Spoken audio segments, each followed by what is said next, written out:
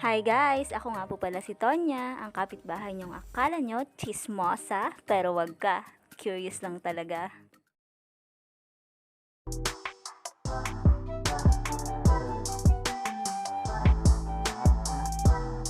Guys, simulan na natin ang paggawa ng ating ice cream. Syempre, uunahin lang natin ang ating all-purpose cream.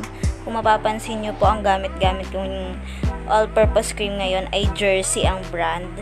Kasi, mas mura siya compared sa Nestle all-purpose cream. 25 pesos lang siya, halos kalahati. So, titingnan natin siya kung okay ba siya. At ang gagawin po natin sa ating all-purpose cream ay imimix lang natin yan hanggang mag-double up yung volume niya. Kagaya lang po ng una kong ginawa sa una kong video, yung chocolate flavor, yung Milo yung ginamit natin. Kung hindi nyo pa po napapanood, ilalagay ko po yung link sa description sa baba. So, ang napansin ko po dito sa Jersey na all-purpose cream, sobrang bilis po niyang mag-double up. Hindi ako nahirapang magpa-double up sa kanya. Hindi gaya ng Nestle cream.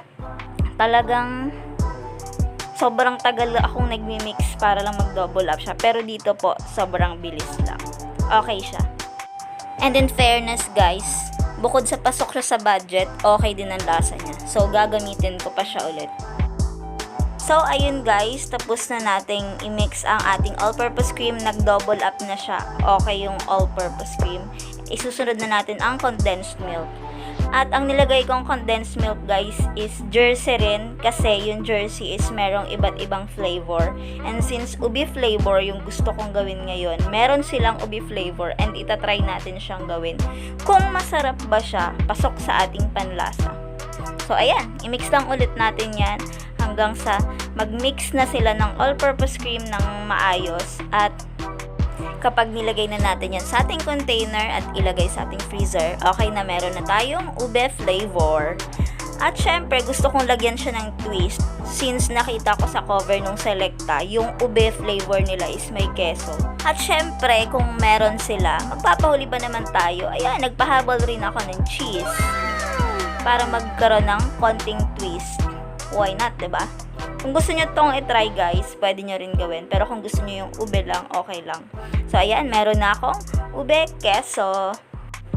Ilalagay ko na lang yan guys sa container. At ang container guys na napili ko is yung lalagyan ng Selecta. 1.3 liter po ito. At halos mapuno yung ating 1.3 liter na Selecta container. O, hindi na masama, diba? Napakarami na. Magkano rin to kung bibilihin mo? So, ayan. Ooh, wiggly. At ayan, yan yung sinasabi ko sa inyo guys, yung nakita ko sa cover. O diba? Mala Selecta. At syempre, ilalagay na lang natin siya sa freezer at pag matigas na, okay na siya. Pero syempre, sayang naman yung mga sobra-sobra guys. Kainin pa natin. Sayang, laman tiyan din yan. Hindi man akong ubusan. Hindi man akong ubusan.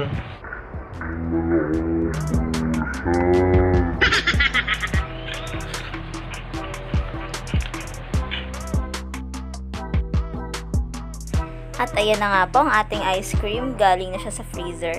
Overnight ko po siyang pinatigas. Pero hindi pala ganun kalakas yung lamig ng aming ref. So, ayan, magtiyaga tayo sa malambot na ice cream. Okay na yan, titikman din naman natin. Oh, in fairness guys ha, kahit ganyan siya kalambot, mukhang masarap siya. In fairness guys, masarap siya ha. Pasok sa panlasa namin. Maganda ang combination yung cheese at saka yung ube flavor. So guys, kung nagustuhan nyo yung video natin ngayon, i-like nyo na at mag-subscribe na rin kayo sa channel ko. At syempre, huwag nyo nakalimutang hit yung notification bell para mapanood nyo pa yung mga susunod kong video. So paano? See you in my next video. Bye-bye!